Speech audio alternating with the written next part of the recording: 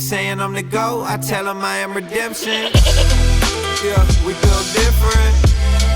And here we go. Long time ago, I was sitting down in a this place in Austin, just minding my own business. Hippie village. In a hippie village, cool little place called Casa de Luz. And I was sitting there having coffee, and this gentleman sitting across from me walked up to me one day and shared some of his story. He had seen a little bit about me, and it's very cool to sit down with him here today and to truly sit down and hear about all the growth that he's had in his life. My boy Nick, who's had an incredible transformation, and not only a transformation for himself, but using that experience to help other people do the same today. Without further ado, my dude, how you doing? Good. Thanks for the intro, Sean. Absolutely. I'm a fan, man. Thank you. Like I'm a real fan. Thank you. When I watched your 2019, I was fat as fuck, is what I said. I was morbidly obese my whole life, and I had lost weight for the last time. And right after I'd lost weight, 2020, I want to say it was. I'm on YouTube looking for inspiration, wanting to get into distance running, and I was on this whole like David Goggins train of you just got to be a hard motherfucker. And then I saw your documentary with no context as to who you were at all.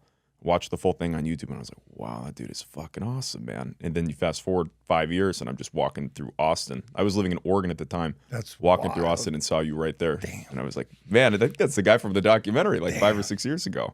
So I had to come and say what's up, man. And then that was a year ago, and now you fast forward, and you've filming the movie. It's a wild ride. Hugely just running community in Austin, and yeah, you're a real inspiration, man. I'm trying, Thanks for what you do. Dude, thank you. It's bro, I don't know, it's literally why I do what I do, you know what I mean? The fact that anything that I could have lived could have ever touched anybody at any moment in their life, like that's all the movie stuff going on, you know, it's been an emotional process for my family, and then, you know, them kind of rehashing some of that stuff. And so, but stuff like this is a good remembrance of why we do it, because if it could ever impact anybody in a low moment or anything like that, or provide just a little bit of spark or whatever, I'm all for it. So I didn't realize, but you were big your whole life. Yeah, man. So I came out the womb fat. Really? Not really. I was underweight when I was born, but I was born into a fat family. Okay. And to give you some context, I went my whole life. The first time I ever had a piece of fruit, I was 23 years old. Never had a fruit or a vegetable one time. My whole life was growing up playing video games, thousands of hours per year. I'd play some sports, but I was C-team basketball. Never really played ever. Yeah. And I got to the point where when I graduated from high school, I was the first person in my family to graduate from high school. So I was going to college as the first generation college attendee. And I had lost, the first time I ever lost weight, I was 18. That was 2012, 2013. I was like, I'm going to go on a diet and have the whole college experience and date women. I'd never had any of those sorts of experiences, never drank booze. And I went off to college after doing this like 40 to 50 pound weight loss thing during the summer, which was just walking, shooting hoops, eating chicken and broccoli like 5 days a week. Right. And then I went off to college and gained like 75 pounds the first year. Damn. And then summer came and I lost like 75 pounds. And then school year came and I gained like 50, 60 pounds. And I did that every single year from 2012 to 2019. I had lost and gained anywhere from 50 to 100 pounds every year on every single diet known to mankind. Like any traditional keto, fasting, just extremely counting everything, 20,000 steps a day, any of the really extreme sort of shit, I had done it and had always seen a shit ton of success. So I'd go into the school year, right, as a college kid, people would be like, dude, you're so skinny. And I'd get like a beautiful girlfriend. And I would just gain all the weight, get dumped, recycle again and again and again. When you'd go down to, what were you at your biggest? 274. How tall are you? 6 foot. Okay. But I was 274, like couldn't do even after I lost weight, I was so weak I couldn't do a push-up. Yeah. So I was just straight fat, no muscle at all. Right. Yeah. That was very much, I didn't get that big, but I just remember at my biggest, I was around 250 at 6'2", and no muscle, had never been in the gym or anything like that. But yeah, dude, when to fluctuate that, I know it's tough. So did you feel, you'd lose that weight, you go back, you're feeling yourself. Was it the anxiety? Because did you have social anxiety about your weight? It was, in a way, it felt like people treated me better when I was skinnier. So people call that skinny privilege. Have you ever heard of that? Yeah. Or like pretty privilege, maybe some of the girls say. It's like people treat me better when I'm skinnier. But here's the reality. When I weighed less, I was treating myself better.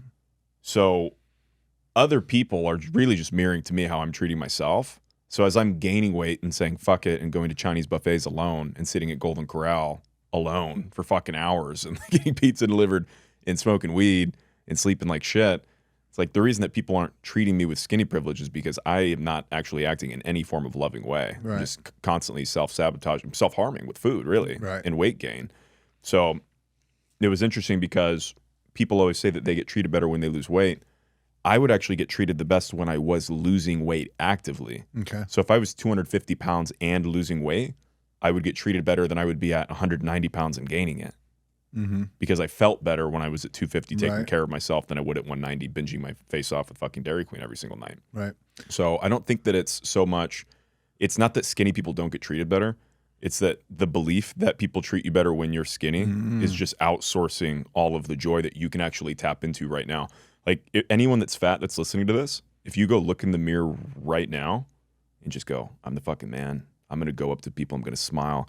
I'm going to shake their hand. I'm going to stand up straight. I'm going to find the depth in my voice. You will experience skinny privilege as a fat person. Like Lizzo doesn't walk into a room and people go, look at how fat she is. They walk in and go, that's Lizzo. Right. Like she's got skinny privilege Presence. at 300, 400 pounds, Yep. right?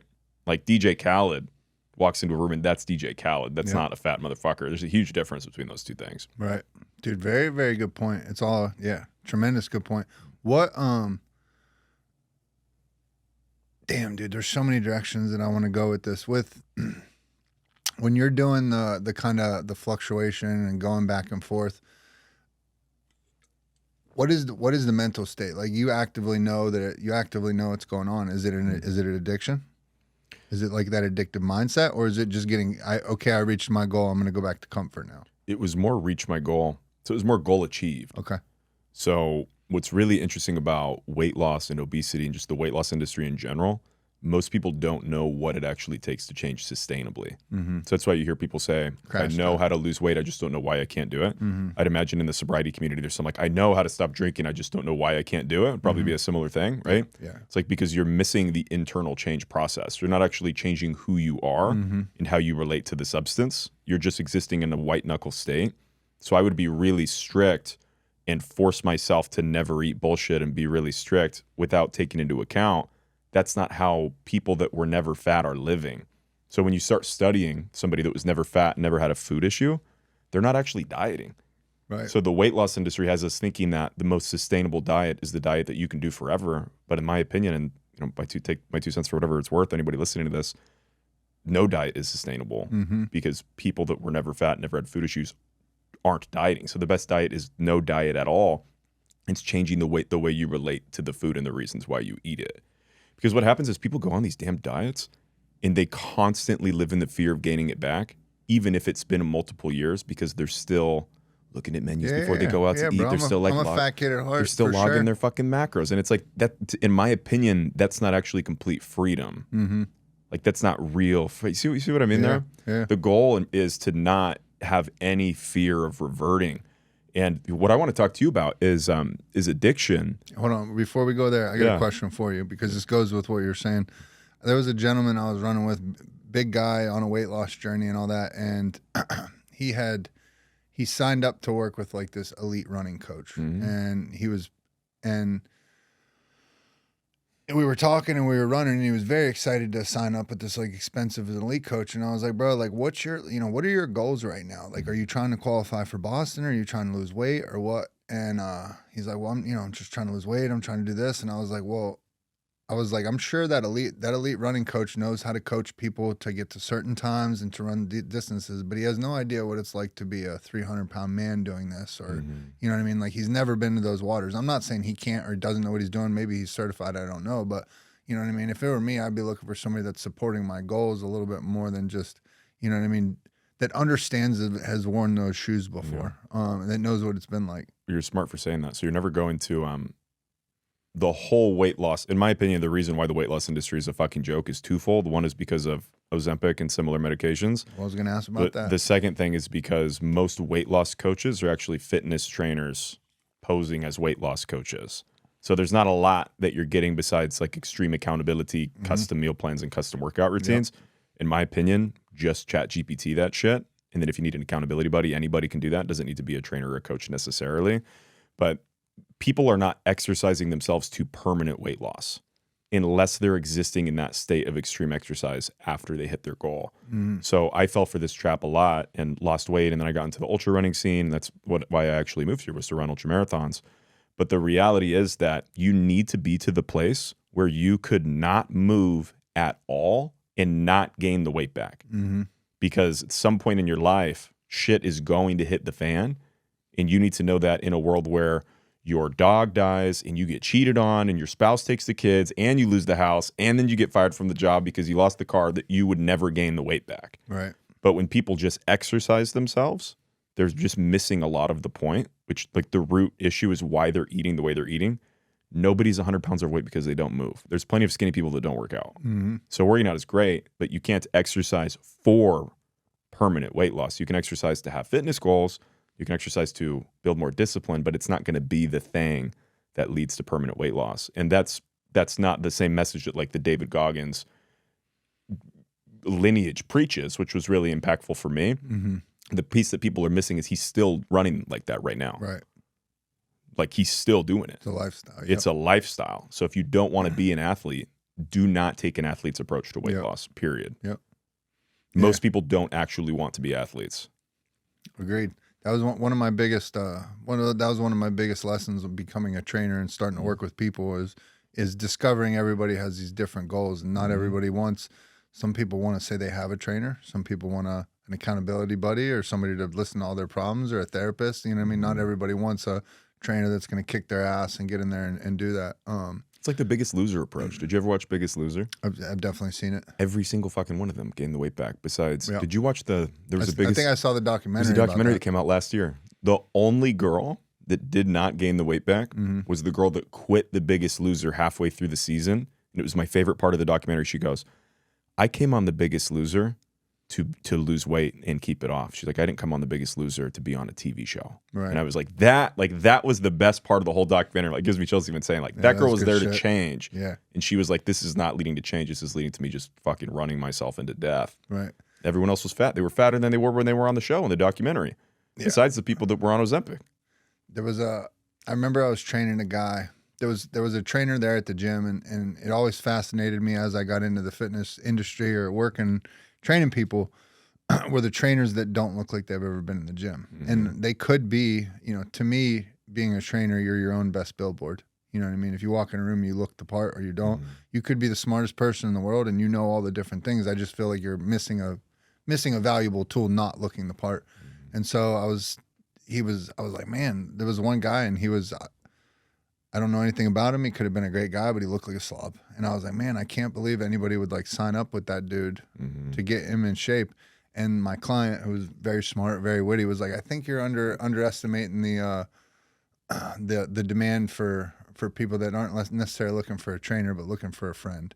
Like they want to say they have the trainer, but they don't necessarily want people to check them or do that. So it's just checking the box. Yeah, it makes total sense. We touched on it briefly before we came on, and then you had just talked about it now. But there's a lot of similarities definitely between food addiction, substance abuse. They're just a cousin to each other. It's the same thing, and especially in the recovery world, you'll see a lot of people get sober and then start going down the I'm going to get healthy path, and they start intermittent fasting. They start doing all these different things. They have no idea what they're doing, and it's not understanding that they need to reprogram the way they think about food, the way they think about all these things, because it's rampant with eating disorders and I want to say agoraphobia, but what's the other one? Body dysmorphia and all that kind of stuff. Very, very prominent. Yeah, so in my opinion, addiction implies withdrawal to some extent. So when you look at traditional addictions, alcohol, drugs, porn, whatever, right? Scrolling on social media. When you stop doing these things, there is a withdrawal that comes. I mean, there's a deathly withdrawal that comes from a lot of the substances, right? People are hospitalized for that. What's really different about food, I understand what people mean when they say food addiction, but what's different about food is that if you eat a pint of Ben & Jerry's, the full freaking pint, every single day for 10 years straight, and then you just suddenly stop, you will only experience withdrawals if you either cut out the full food group of sugar or carbs, or you go into some deep-ass calorie deficit and start starving yourself. but you will not have any withdrawals at all if you meet that with the equal amount of calories of higher quality food. So in my opinion, I don't think that food addiction is really a thing. Okay. And the frame of food addiction, when this is not a popular opinion at all, but I will die on this hill. The frame of I am a food addict, what it does is it puts people in that alcoholic drug addiction state of all or nothingness. People are like, I am an ice cream addict, so I'm going to cut out ice cream. But it's totally different because there actually is a world where you can have some ice cream every once in a while, where that's not the case with AA and NA. Yeah. It's a really slight difference that really fucks people when they take the alcohol, like what I say, the alcoholics or the drug approach to weight loss does not work most of the time. Does that make sense? Yeah. The biggest thing with I feel you with the withdrawal part. The biggest thing in the addiction world is we hopeless state of mind and body. We can't control what we're doing. This action. So continuing to go to food, even knowing it's killing you, not being able to control that decision once you start doing it is definitely. But you got to eat, right? So it's so. No, yeah, for sure. But what's the first step of AA? It depends if we're talking about. Admitted we were powerless over. Yeah. Right. So, but what I'm saying is like. The addictive behavior behind it. You know what I'm saying? That's the thing. And usually addiction, we're trying to cause there's an underlying cause and we're trying to kill that. And so when we say, when I'm thinking addictive eating, you know what I mean? I'm trying to kill this pain. I'm insecure. I'm this and that. So I go and I eat and I eat and I eat. That's what I think of when I think of food addiction. What is from the perspective of AA or NA or just addiction to drugs or alcohol? Yeah. How would you summarize the solution to drug or alcohol addiction? The solution? My view, I won't speak for AA or NA. Definitely belief in a higher power. You know what I mean? I agree. For me, it's belief in a higher power and community. Those are the two biggest things. Getting honest with myself, getting honest with the people around me, and then living within those principles. Yeah. You know what I really loved about? Because I came to your men's group last week. Right. What I really loved is how much people are focusing on what you kept saying was to some extent it was working on yourself harder than you're working on just the substance, like creating a life outside of your recovery from the substance. Right. I totally agree. That's exactly the same with food addiction related things. It's like the way that you get the obsessiveness of food out of the way is you work on yourself harder than you work on your diet. Yep. You build a life that you actually want to give a fuck about. You look at somebody that's like a foodie. You ever meet people that are like, I'm a foodie. Like food is like the best thing in my life. Yeah. The goal's not to enjoy food less. It's to enjoy life more. Right. Like to wake up and actually go, shit, I believe in God and I'm in service of other people in this thing. It's like it becomes unreasonable. Like it would be unreasonable for you to return to drugs or alcohol. Yes. It'd be like it would be so out of character. It'd be an unreasonable thing. It'd be like, what the fuck happened, right? And that's what it's like for people that were never fat too, that have missions in their life. It would be like an unreasonable thing for them to binge Dairy Queen at midnight. It would just feel like this gross, like binging food feels as gross to me as like drinking a full bottle of tequila would feel right now. You feel that like in your stomach. You're like, guys would never do that. And so I agree. There's a lot of overlap. Yeah. A lot of overlap. And people do turn to food as a coping mechanism when they come out of alcohol or drug recovery as well. So then they kind of trade one issue for another. Yeah. Or they start coping with positive things too, like going to the gym, which you were talking about earlier. Like gym addiction, is that actually addressing the issue or is that just moving from one thing to another? Yeah, for sure. It's it was a bigger, you got into ultra running and so you get it more than most people. And I think people that go to the gym and all that, they sit, you get it to a degree, but there's something so transformational about going out and running in an ultra marathon, taking yourself to those depths and those places mentally and understanding that you could do all that. And so I just remember, dude, I tried to get sober for years. I'd sit down in meetings and, it would be cool for a little while and I'd be riding, but eventually it would just be like, all right, this is it, man. Like this, I just have to sit in meetings forever. And nobody in those rooms, because everybody is taught, it's like this big book is the only way. You know what I mean? It's a great foundation, but it's not. You talking about the AA book? Yeah. But it's not the end all be all and only way. It's a great foundation. It's a great place to start and all that. But to me, it's tough when you're dealing with people new in recovery, because if you're fresh off, if you just walked in here and you're like, dude, I'm 2 days off heroin, obviously climbing the mountain of getting sober is the biggest thing ever. But once you've like gotten there, that's where I feel like everybody, like you said, with the diet stuff, it's like, oh, you hit your goal. Cool. I wanted to be down 70 pounds, hit my goal. And that's the same thing in sobriety. It's like, oh, I'm sober. all right, now what do I got to look forward to? Oh, I'm going to get a 6-month chip. I'm going to get a year chip. Well, bro, that's not lighting a fire up under your fucking ass about life because you get to carry around a coin in your pocket and tell everyone you got these years. But like count your sobriety days. Yeah, nobody ever fucking told me like, yo, it's on you to build a life. It's on you to find something that lights a fire up under your ass. And so for me and everybody else, it's like, dude, yeah, just because you get sober now, it's not like you look around at life and you're like, man, life is good. No, you got to go build that shit. You got to go get in shape. You got to, pursue these other avenues and all that stuff. So my goal is not just get sober. My goal wasn't ever just get skinny. It's like, how can I continue to keep growing always? And what's so cool about you is it seems like you've become the person that you needed. Yeah. Like when I look at you in community helping a lot of these younger guys too, it's like they're looking up to the guy that you were them. Yeah. In a lot of ways. 100%. It's beautiful to see. And I relate to that a lot where I'm like, where are the people talking about sustainability and weight loss? Where are the people talking about their relationship with food and coping mechanisms and why they're eating the way that they are? And I think that's for anybody that's really struggling with, well, what is the joy in life? What is my mission in life? Because that's the biggest thing, man. Like when I'm talking to someone that is 400 pounds, they've lost 100 pounds 10 times in their life, they've done all these medications and then quit. It's like, do you want to live? Yes or no? Yes. Why? Well, my friends and my family, what about them? I want to be there for them. Why? And when you take the why like 10,000 times deeper, it almost always comes down to some version of, I just want to have respect for myself. Like I want to look in the mirror and feel in my eyes and my own soul that I have love and respect for the person that I am. And I just, from my perspective, I don't think that's possible for most people when you're fat as fuck the way that I was forever. So you have to change. There's not really another choice. Right. Like there's not really another, what's the alternative? Like what's the alternative, man? Like what's the alternative of you just not getting off the streets? Right. Death. You're probably already dead, right? Yeah. 100%. It's like, what's death? What's the alternative for me, man? I'm like fucking still popping antacids, like popping Tums like candy and like not getting on top of my girl because I can't support myself. Yeah. Just like laying there, popping Viagra, keeping him in business as a 20-something-year-old at the time. Let me ask you a question, and this might be controversial. Do you think it's possible for somebody big like that, obese, what is considered obese? I know it's by your height and weight and all that, but yeah, we're talking big, right? Yeah, big. Is it possible for somebody that big to have purpose in their life, being that big, like living a purpose-filled life? Yeah, I think that it is. Yeah, there's people. You see people that have massive impact on the world that are fat. It's not that being fat makes it so that you can't have impact or purpose, in my opinion. I think it's more that and this is controversial. This is just my own lived experience. I'll speak for myself. I can't speak for all fat people. When you're 300 plus pounds, I was 274, but if we're talking big, right? Most of the people that I work with are 30 to 150 pounds overweight. So there's quite a few people that are over 300.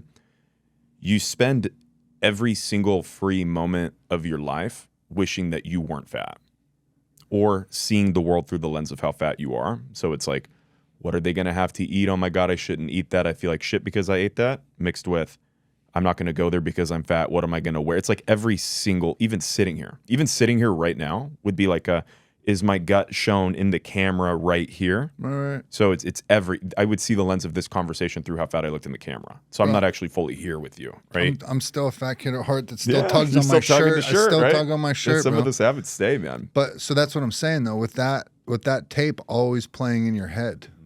And then, you know what I mean? Also, to be that big, your mind has to be on food a lot of the times. You're spending a lot portion of your day eating, where you're going to get food, just like I would be if I was using drugs. Where am I going to get my drugs? How am I going to get them? Well, you're not close to God. So I'm saying, how is it possible to truly be living that purpose-filled life in that state? If that's where your mind always is, because as an addict, I never could. I couldn't live a purpose-filled life. I had to get to this. So I think that it's possible to live a purpose-filled life, but I don't think that it's possible to live your most purpose-filled life. Okay. Because in the world where you were not spending your headspace with that shit, you would be putting that headspace towards more of the purpose that you're already in. Okay. So I don't think it's that you can't have purpose, but it's that you would definitely, everything that you care about, you would care about more if you were not fat. But what happens most of the time is that, in my opinion, weight loss is the most sustainable. Weight loss is the most spiritual journey you can embark on. Probably sobriety is too, I would imagine. Okay. It's literally a journey of coming to know yourself and building a relationship with your highest self or God or the world, whatever language resonates with people. But as you do that, and you start becoming literally becoming a different person, you'll find that the things that you were really passionate about, you're probably not the same passion toward. Like, things change. You become grossly aware. When you get rid of that noise, I call it food noise. It's like the obsessiveness that comes with it, or just fat noise. When that's all gone, you become grossly aware of the issues in your life that you can't see. So when you stop coping with food or drugs, and alcohol probably as well, you're just grossly aware of, like, shit, this is not the way I want my relationship to go. This isn't even where I want to live. All these things start popping up. And when I say make lifestyle changes, it's like, are you willing to change the issues that are what was creating the chaos in your life that led to you eating the way that you were eating, or drinking the way that you might have been drinking as well? Like, that's what it takes to actually permanently change. Right. And most people do not do that. Most people, that is much harder than the short-term pain of being fat will ever be. It's much harder, but I promise this, and I know you know this, as somebody that's been on both sides of it, one way is such a fucking better way of living. Yep. It's just switching those gears to start living the other way. Making that initial decision. Like, it's same shit with everything. The hardest part about running is showing up to the run and saying you're going to do it. The hardest part about going to the gym, making the decision you're going to go to the gym. God, I miss running, man. Come on out. I miss running. Come on out. I can't run yet. I had a couple years ago I had heart surgery, and then I had back surgery 3 or 4 months ago. Damn. So I went 16, maybe 17 months of not working out at all. Okay. Up until when I just saw you here last week. Just starting to get back into it now. And I might add, didn't put any weight back on. So that's the biggest piece when we're talking about exercising for weight loss. I did not gain a single pound. That's not true. I probably gained 1 or 2 pounds. I don't weigh myself. I don't really know.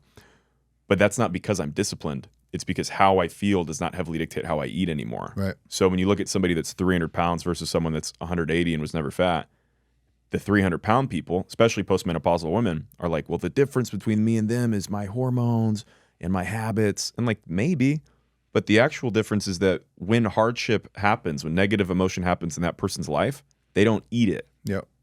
And then when they eat bullshit food, they don't feel guilt and shame to the point of spiraling them into a Monday restart on their diet, or a start of the month, or a start of January 1st. Like, January 1st is a great time to start a sobriety journey, right? Yep. And it sucks when you make that decision in November, because then you go fucking crazy for like 6 or 7 weeks. Yeah. It's the same shit with food and dieting. Absolutely. So it's not all this focus on the body, man. All this focus on obesity as a bodily disease and Ozempic curing the body and gastric sleeves, it's just fully missing the point. I think that obesity is a disease of the mind and the soul. The thing I wanted to touch on, I was trying to think of when we were talking about addiction. Another one thing, and I don't know about food, but I would imagine it's the same way, is a big part of addiction and getting sober is like retraining those neural pathways in your brain to not immediately divert to, oh, this is when I get high. This is, oh, fuck it. You know what I mean? Because that's, as an addict, fuck it's are my thing. You know what I mean? When things get going tough, fuck it. I'm getting high. That's my comfort and everything. And so I'm sure it's the same way with food. And doing the running, the ultra running, the healthy living, the getting around community, getting back into a healthy routine every day, like that trained the neural pathways to when those things happen now, that's not where my brain goes. It goes to the gym. It goes to the run. It goes to the community. So that's why is food the same way, neural pathway wise? Yeah, exactly the same. Well, you've put so much shit between who you are now and who you were before that it would just be unreasonable. Yeah. It would be an unreasonable thing. I think about back then, and I'm just like, who the fuck, like, what the fuck was I thinking? This shit I used to say.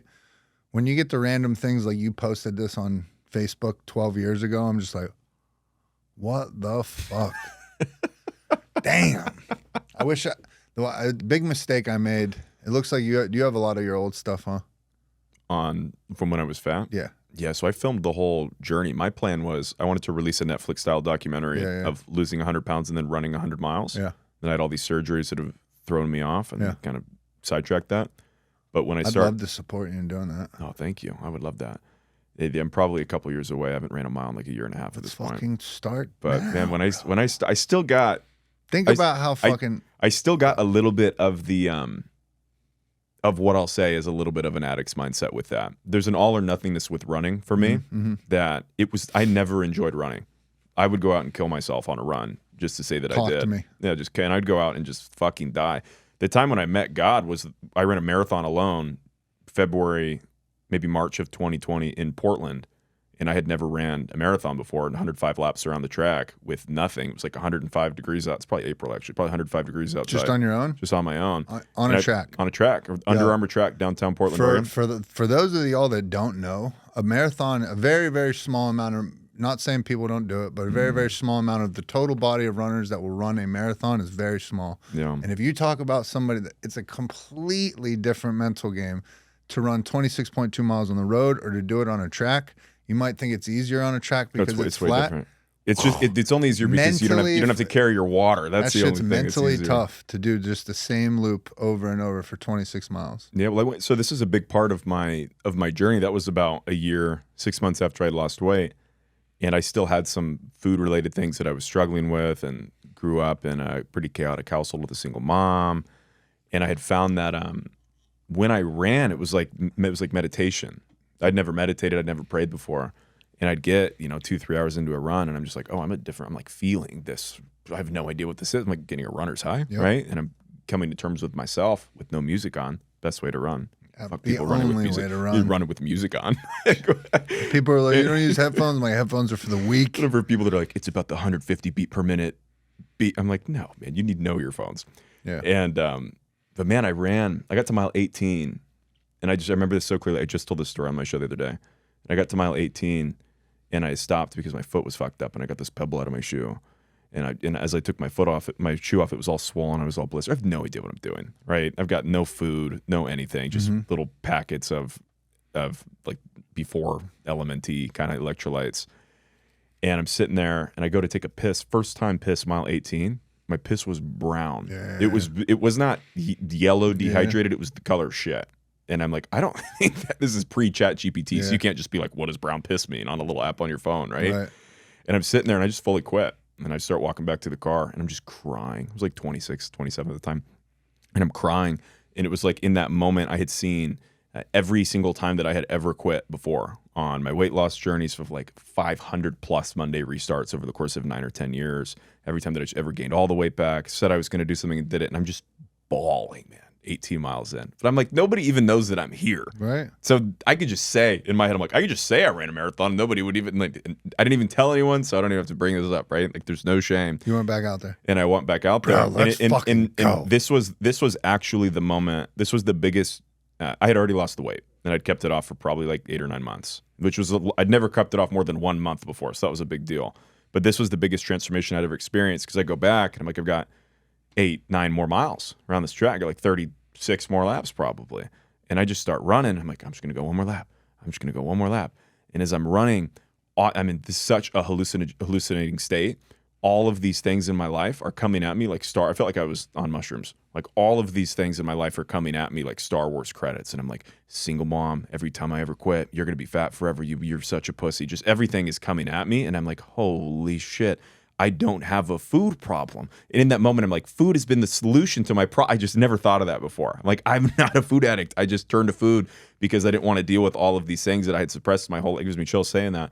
And as I'm just dealing with all of these things and sitting with all of these different things, and I'm also like, if I was my own dad, how would I motivate myself right now? Like, what would I say to myself? And I'm just embodying my own father. And I'm like, come on, son, I got you. I'm right here with you. I'm just fucking crying, right? And I finish this 105 laps around the track, and I'm just laying there dead. It's like the coolest picture ever, right? I'm laying there just dead going, oh my God. You got this picture? Oh my God, yeah. I'm like, it's just like the craziest moment of, that was the moment when I knew that I had actually changed as a human. Not that I just lost weight and just disciplined it, but I was like, from that second on, I was a different person. Massive action. I moved to cities alone. I took risks in my career. I launched a weight loss business. I committed to running ultra marathons. Like everything from that day was like, oh, I can choose to become the person that says or that does what I say I'm going to do. And that wasn't the case before. It was always questioning. It's like I said I'm going to do that. Am I going to do that? Like, am I really? I don't know. I'm going to like sing. Up until that moment, it was like, oh, if I say I'm going to do something, I do it. And since like life just became so much easier because if I'm not going to do something, I just don't have to say that I'm going to do it. Right. And my whole mission in life for myself is just to maintain self-trust. Yeah. As I maintain trust with myself, I could look at you and say, I'm going to do this thing and know with certainty that barring, back and heart surgery, that I'm going to do it in the time that I said I was going to. And it's just like my hope for the world is that all fat people, especially fat people are my favorite people in the world. Ex-fat people are my favorite people in the world. But anybody just struggling with any form of addiction or hopelessness just can develop that muscle. I think it's the greatest gift you can give to yourself. I remember, bro, I love everything you just said. Fucking incredible testimony right there. But I can remember, number one, being scared, way too scared to get in the gym because I didn't know what I was doing and I was so insecure with how I looked.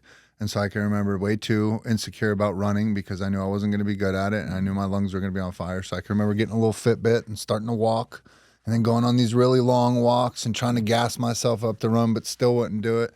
And ended up here in Austin and around community and got involved in running and trail running and ultra running. And once you get around the community aspect and you start doing it with other people and your mind's off the actual running part and you get a little bit of base under you, that mindset of where most people are like running, I ain't running, you know what I mean? Because so many of us associate it with punishment from growing up and doing conditioning in sports or whatever like that. But the pursuit of running was such a cool and rich experience because it's moments like that where nobody's around. There's nobody applauding you. There's nobody watching. When I was doing my running shit, I wasn't doing social media or that. And it was just me and the trail or me and the road.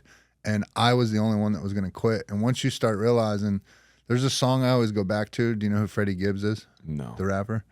We might have a little generational gap. How old are you? 31. Oh, you're young. So there's a dude, Freddie Gibbs, and in the one part of the song, he talks about taking it to levels that other people won't go. And I've always been, in many ways, whether it's addiction, life, whatever, I've always been willing to do that a lot of times. And so it was like running where I got into the running world and I heard everybody bitch about hills, so I went and ran hills all the time. Like, I'll go do whatever. Oh, you don't want to wake up early? Cool, I'll get up way early. Like, doing all those things, but it was like going out and running were the times where I discovered that. Just going through everyday life, I never experienced any of that. I didn't know that shit was that in me, and I didn't remember that it was still in me from when I had done it previously. When did you make the transition from... So for me, when I started running, I was running away from the fear of gaining the weight back. Okay. And then there was a moment where I started running towards something. Like, that was a very distinct shift for me. Was that how it was for you too? Were you running away from addiction and then started finding more there? I originally went to run first to lose weight because I had got out to here and felt like shit. Wait, how fat were you? 250. Dude, my fat brother. Come yeah, on, bro. baby. Yeah, bro. Yeah, we're no muscle. My sternum sticks straight out because my gut stuck it out, and then I lost the weight. So now it's still. So now if I suck in, I have this point here. But it was originally to lose weight, and then the woman that I fell in with, she was an ultra runner, and she just knew how to poke me the right way. And so, 2 miles turned into 3 turned into 4. She started training me up for a 10K. And then I did a 10K, and she knew how to just like kind of poke me competitively and was like, yeah, that's not shit. You could do more. And I was like, fucking do more then. And so then I did a 30K. Then I did a 50K. And right around 50K was, I think, where things switched for me, where it was like, oh, this is all mental. Like, I just have to be willing to go deep mentally than what most people are. I could do this. You know what I mean? I'm good at enduring things. And so I know when I got sober and I got that little bit of confidence under me, it gave me a chip on my shoulder like, yo, I got something to fucking prove to the world, and this is how I'm going to do it. But it was an internal, there wasn't people watching. It's not like I was doing social media. You're proving it to yourself. Yeah. And so I think everything I do now is with a chip on my shoulder with like, oh, I got to make up for lost time. I got something to prove. But I think, I don't know if it was running towards, but it was just showing of like, hey, you guys might have counted me out saying I'm a heroin addict or this or that, but watch this. Because I did really I enjoy when you tell people you do ultra marathons or you ran today, how far did you run? And I was like, I did 30. And they're like, 30 miles? It's like a random Tuesday. Yeah. But I enjoyed people bugging their eyes out of their head. And then you get out there and you start running and knowing like I'm placing or winning in a marathon or an ultra, and I'm running with people like, you guys have been doing this your entire life. I just started doing this shit a year or two ago. I was shooting dope in prison a year or two ago. Isn't it funny when you start running and you're not around other people that are running like that, and it's like this really cool thing, and then you go and you're like in a room of people that run distances, and you're just like, oh, I guess everybody here just does. It's like not actually cool anymore in that room. Yeah, Isn't that funny to see? Yeah. Was you long on 30? Cool. Yeah, we did 35. We did 31 this morning. Yeah, and we got on the bike. Yeah, there's levels to it. But do you think I truly feel addiction transferred over well into ultra running because I had suffered for so long. whether it was sitting in prison, mental health wise, depression. I was eternally in that uncomfortable position that I would put myself in. And so I think it transitioned well to the endurance thing, because at the end of the day, it's how long will you endure this uncomfortable feeling of your body hurt and your lungs being on fire and all that. And I think it segued well. Did you find any of that? Yeah. Oh yeah. For me, I went maybe even that purpose burning the fire up underneath. Yeah. When I look at my history of addiction, it was 2,000 plus hours of video games through middle school and high school per year, which is about a full-time job while in school. And then it transferred into what I wouldn't call food addiction, but heavy coping with food. Then it transferred into dating. It transferred into booze. I wouldn't have said I was an alcoholic, but there was a 3-4 year period where I was probably doing 15 to 20 drinks a week. So feeling it. Yeah. And then it transferred into running, and then running was taken away from me about 3 years ago. And I was left with not really knowing why I was here anymore, because this whole dream that I had of me at the finish line like this, of a 100-mile race, being the first, I would say the first white guy to lose 100 and then run 100. So I could say David, he would laugh if you heard that. And when that dream was taken away from me, this was about 2-3 years ago, there was this moment of like, what am I going to do?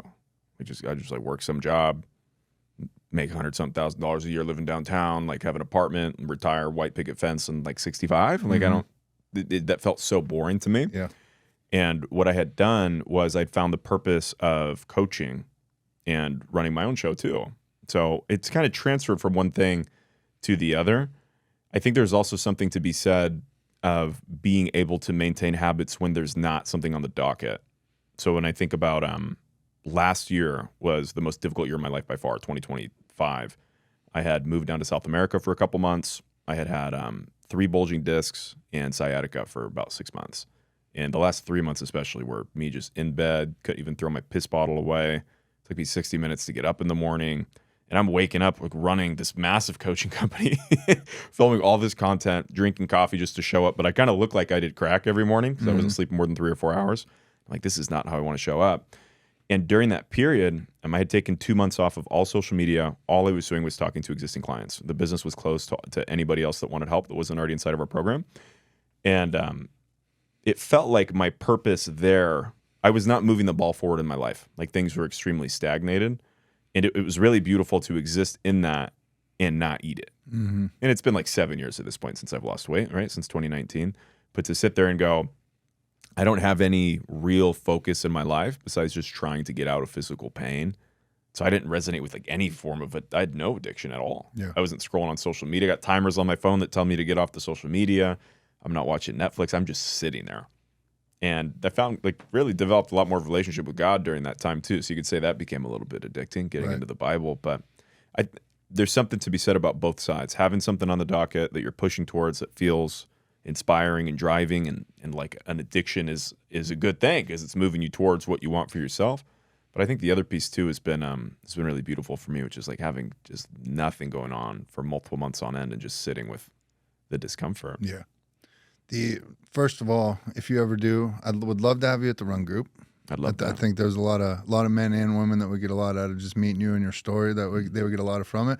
But I think it would also be super fucking cool and full circle if you do decide to start training for that 100 to help or to train with you, and then I'd love to crew you on that. Think about how full circle that was. I would love right for you to in crew that me. you saw the documentary, and then I'm able to help support you do yours, bro. That would mean the world to me. Thanks, dude. man. That'd be cool shit. I would love that.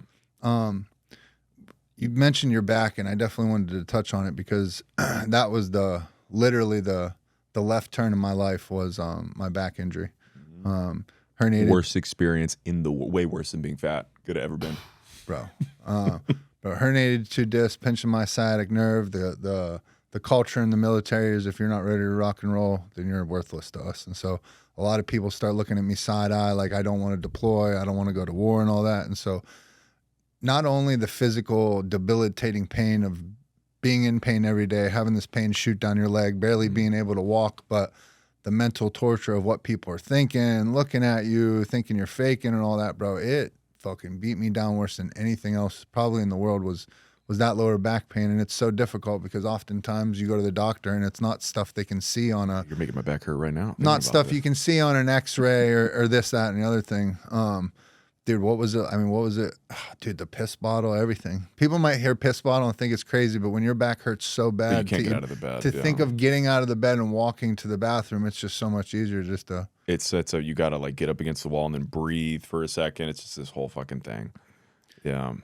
Oddly enough, I remember, I already had the addict gene for sure. So when they started giving me those big bottles of painkillers, it was just fuel on the fire. But in all honesty, of everything they gave me, Aleve worked better than anything on my back pain.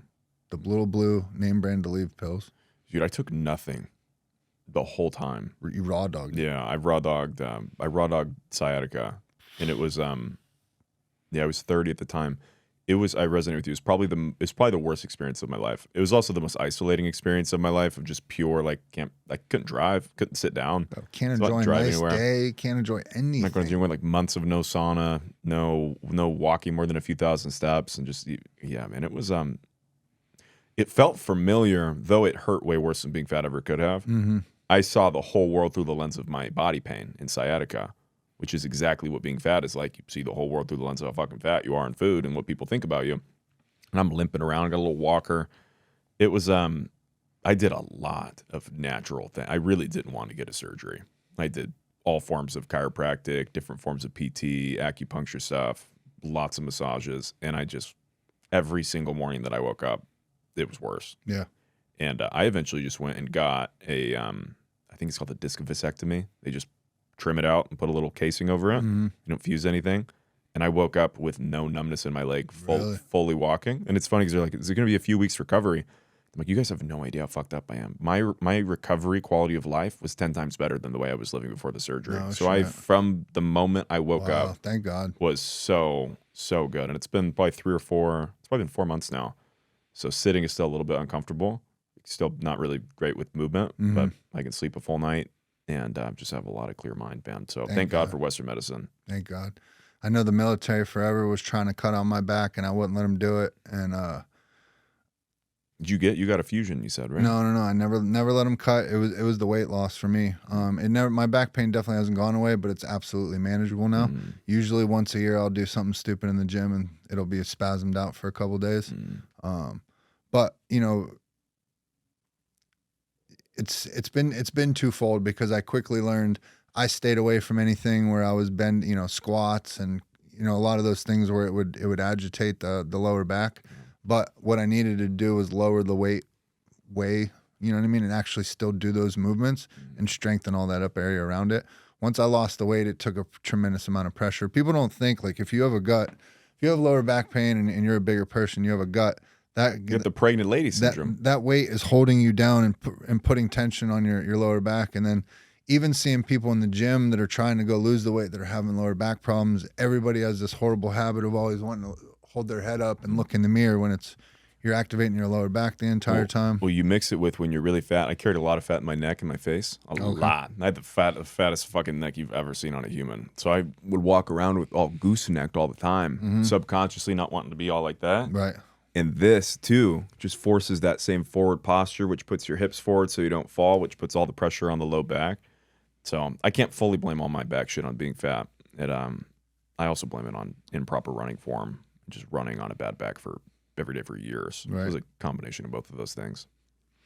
Well, dude, someone that's out there right now that sit there and listen to you show up vulnerably and talk about your story and see you in such a strong place now, but like, they're just discovering you. They're just hearing this for the first time, but they're like in that dark moment. They're in their rock bottom right now. No hope. What's your message for them? You don't really have a choice. My whole life thought that I had a choice. Like, I could be fat or I could not be fat. You do not have a choice. Is that actually true? No. I hypnotized myself into believing that, which is why I can say that so confidently. You do not have a choice. The alternative is fucking horrible and so much worse than you could possibly imagine. The majority of people that I work with right now that are in very dark places of lifelong obesity, 50, some of them 70 plus years old, are in places of misery and regret and shame and grieving this whole life that they would have lived where everything would have been different had they just not been 50 pounds overweight and disliking their body and eating food the way they were for reasons that they shouldn't have been eating it. The amount of grief that these people that are 50 plus years old feel is people that are in their 20s and 30s listening to this right now that are struggling, like really take a moment to think about what life is going to be like when you're 50 and 60. I work with those people intimately, and it's a very miserable place at the start of their journeys. Yeah. Very miserable. And it's so much darker. It's so much darker than you can even possibly imagine. And if you're in that right now, thank God that you're in that right now, and that you're not in that as a 60 or 70-year-old. Right. It's a blessing. I think that obesity is a blessing. I think that any form of addiction is a blessing. I think that everything that you're looking for in life is in the journey of addressing this one thing. How would people get a hold of you if they wanted to reach out and speak with you, or look into your coaching, or looking for their own transformation? Yeah, find me on Instagram. Yeah, I run a show called The Weight Loss Hotline. We've got a couple years of very food-specific things. So anybody that's 30-plus pounds overweight that is chronically dieting and going up and down, we cover every single topic from everything you would ever need to become the person that actually keeps the weight off. And I think, I'll end with this, I think it's a fucking joke. I think the weight loss industry is a fucking joke. And I think it's ridiculous how rarely people even use the word sustainable anywhere on the internet. So I really like the point you made on this, and I want to emphasize it, but people go to a fitness trainer looking for weight loss, and that's not always the case. You know what I mean? Me personally, just having trained people, having been trained, all those different things, I want to go, I don't want to go talk to a doctor about my alcoholism that's never dealt with alcoholism. I want to go talk to a motherfucker that's been there and done that and known how to change things. Yeah, if you can't do it for life, don't do it to lose weight. There we go. Good shit. This is one of my favorite questions. I've asked it every podcast I've ever done, right? Hypothetically speaking, tonight, you're walking out, UFC championship of the world. You're walking to the octagon. I'm fighting? What's your walkout song? That one song that gets you fucking jacked, where they know, like, that motherfucker Nick is here. No Sleep Till Brooklyn, Beastie Boys. Let's go. Let's go. Good But classic the one. back half of the song. Okay. With the guitar solo. Good classic one. No Sleep Till Yeah. Brooklyn. Yeah, that's a banger. Definitely a good one. Well, dude, I appreciate when you showed up to the Monday men's meeting we do. And so good segue for me to let the people know that if you're ever in the Austin area, man, we have five places that you can show up to the I Am Redemption community. If you're in the Austin area, you can always show up to the Monday men's meeting. We do it over here on the east side of Austin at Squatch Fitness. It's 701 Tillery. It's from 6 to 8 p.m. It's a great place for men to come find strength and share strength. People come from about mental health. They talk about addiction and recovery, weight loss, marriages, relationships, friendships, all the above. Great meeting we do on every Monday night. Tuesday, Thursdays, and Saturdays, we got the Redemption Crew run, 6 a.m. on Tuesday, Thursdays. We do that right here in Austin, and then 7:30 on Saturdays. That's our big community run. And then if you're not in the Austin area, you can tune in on Thursday evenings. We do a Zoom call, 6 p.m. Central. We do it every Thursday. No matter what, our groups will always be going. They are never canceled, rain, sleet, or snow. And you've heard me talk about it a lot on the podcast, but I Am Redemption is now a nonprofit. And so we're trying to make a difference in this community, and we're absolutely doing so. So if you are looking to get involved and help fuel the mission, you could text 53555, and you can help donate to help fuel what we're doing. You can also go to iamredemption.org. Check out our new website. It's very badass. I'm very proud of it. But Nick, dude, thank you for allowing me to do that. Can't thank you enough. Yeah, thanks for your work, man. Thank you, dude. It means the world to sit down with you today and for us to be able to share this and have this. Very cool how we met today. Full circle, and I look forward to doing some cool shit in the future. Absolutely, bro. The last way, I should have prepared you for this, but the way we like to wrap up the show, everybody's heard a little bit about you, but if you take a look in that camera, maybe throw out a couple I am statements that let the people know who you truly are. A couple I am statements. Yeah, it could be I am Nick, I am a bad motherfucker, I'm a weight loss expert, I am a life coach, whatever I'm a bad motherfucker. Wow, you cut this, or is it just like this just all runs straight into No, we're going right through it. And then we're running straight we're going into right through it. Man. We put you on the spot. Okay. I am Nick Geoppo. I am the host of the world's only live call-in show dedicated to the topic of weight loss, and I'm the founder of the Last Day One system. I am truly healed my relationship with food, and I'm never going back to being fat, and I put zero effort into maintaining my weight, and freedom is possible. You deserve it. You're a bad motherfucker, dude. Thank you. Thank you, bro. Appreciate you. If a dream gets cold, we gon' keep that flame. Bring energy in the rooms, you won't leave the same. Scars on my back, I'ma stand up straight. Morals knows about to guide me down the road I take. What's the price of redemption? Hard work and dedication. You need a reason to live, well I'ma put one in your faces. They got it all confused about the talent that it takes. It just take a little effort, the opportunities, man. We shift. Take a lesson with the